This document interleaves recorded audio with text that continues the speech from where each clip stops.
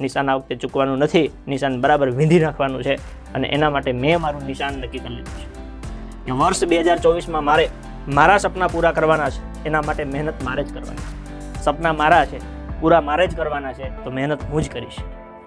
વર્ષ 2024માં પછી એસસીસી હોય, શિક્ષકોની ભરતી હોય, પોલીસ કોન્સ્ટેબલ, એસઆઈ પીએસઆઈ હોય, જીપીએસસી 1-2 હોય, ડીવાયસો નાયબ મામલતદાર હોય કે ગુજરાત સરકારની કોઈ પણ જાહેરાત આવે, 1 લાખથી વધારે છોકરાઓને આ વર્ષમાં ભણાવવાના છે. આ મારો ટાર્ગેટ છે. જેમ હું મારો ટાર્ગેટ નક્કી કરું છું એમ તમારે તમારો ટાર્ગેટ નક્કી કરવાનો છે કે સીસી આવે તો મારે સીસી ફોડી નાખવાની છે, કોન્સ્ટેબલ આવે તો કોન્સ્ટેબલ પાડી દેવાની છે, શિક્ષકોની ભરતી આવે તો શિક્ષકમાં લાગી જ જવાનું છે.